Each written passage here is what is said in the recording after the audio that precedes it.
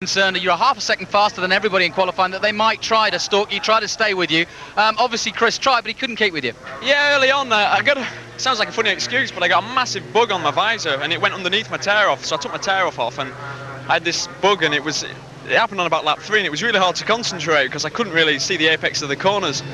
But I tried to just forget about it, but it was obviously, it's there, it's like riding with one eye, so I found it quite difficult the first sort of 5 or 6 laps. Then I relaxed a little bit and managed to put some decent laps together. Windscreen wipers for race 2 then? But yeah, I could do with it. I'm going to put 2 tear-offs on for race 2, definitely. All right, well done again. A little bit bugged off, but still winning the race, Neil Hodgson. But I wonder how Chris Walker is. He's with Claire. Well, Chris Walker looking a little bit disappointed there. We were treated to an absolutely fantastic stalker start there, but couldn't catch Hodgson out there, could you? No, he was flying. I did what I could early on in the race, and they pulled a little bit of a gap, and then I closed it down. I felt really good, and then I just started to make a couple of mistakes, and then that was it really. Just pulled enough of a gap, and I had no toe down the straight, and I was just struggling a little bit to stay with him. But no, he rode fantastically, controlled the race from the front, and hopefully we'll have a better ride in the next one. It's a very demanding circuit out there. Yeah, absolutely. It's quite hard work, but you know, the bike was flying, and I felt good towards the end. So we'll make a couple of changes for this afternoon and see what we can do. And there's a lot at stake this year for you. It must be quite frustrating in the position that you are of recent times.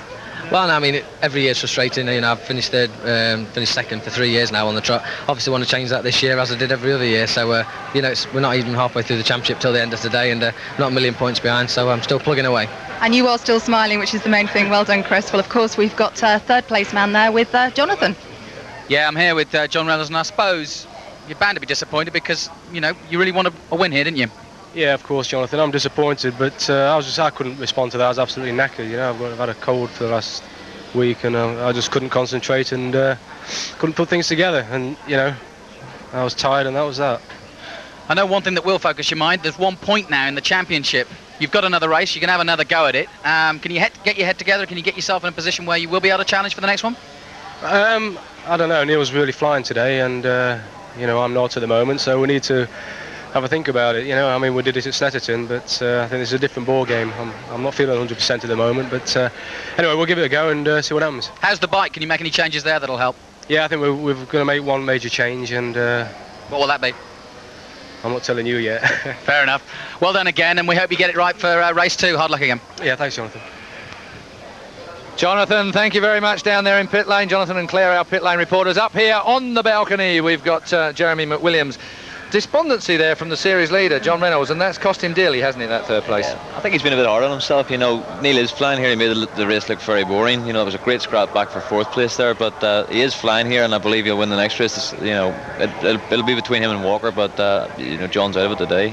John Reynolds actually managed to pull something out of the bag at Snetterton. I mean, he had a similar situation and was similarly reticent in that particular race, and then in race 2. He talked about a big change. What on earth could a big change be? It can only be tyres, surely.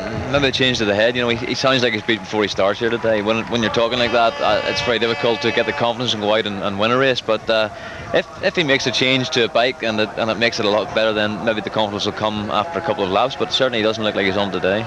Talking of confidence, and that's a great link there, Jeremy, and you know most about confidence. But the fact is that you've got to say Neil Hodgson now must be riding on the cloud. I mean, because he's now... That was he thrashed Walker and Reynolds in that one. He's super to watch there. He looks so smooth. He's in control. You know, Walker likes to ride with a bike out of control, which makes for great TV, but probably does his tyres no good during the race. You know, Neil has the whole thing sorted out right, you know, from qualifying here from pole position, and you know, unfortunately, it looks like he's going to walk away with the next one too. Hopefully, he's going to make it a little bit more nicer to watch.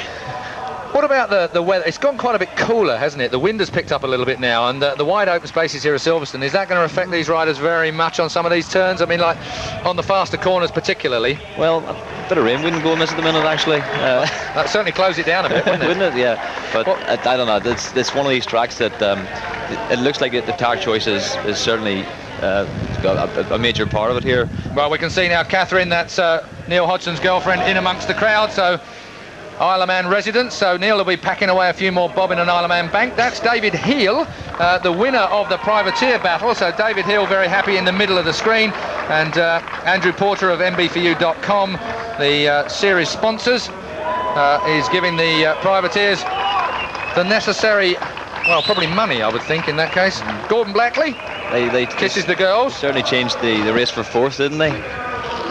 Yeah, the race for fourth certainly was carved up by the back markers, I think, in the end. But David Hill then kissed the girls and made them cry. He looks pretty happy with himself, David Hill, I've got to say. He's been a bit off the pace this year. He started off on a Honda, ended up on a Kawasaki, and now very much with it. So Hill will be ecstatic with that win here at Silverstone, in front of a big crowd and in front of some big sponsors as we hit halfway through the season. So this is, of course, round 6. He's been around longer than I have. He has been around a long time, yeah, that's for sure. Maybe I should have stayed racing after all. Well, he's not as Larry Carter on the podium there with a new hairstyle, the podium commentator. Now then, over my shoulder, you can hear we're on a bit of a warm-up for the 250s right now, so it's getting very, very noisy here at the minute. So as we watch what's going on down in pit lane, thank you for joining us back up onto, I'll pay attention in a moment, we're up on the balcony here, the Sky Sports balcony. The sun has gone behind clouds, it's getting a little bit windy, the rain is holding off at the moment, so while we contemplate what's going to come next for you here on Sky Sports, Jeremy and I will get a cup of tea, and so can you. Here's a break.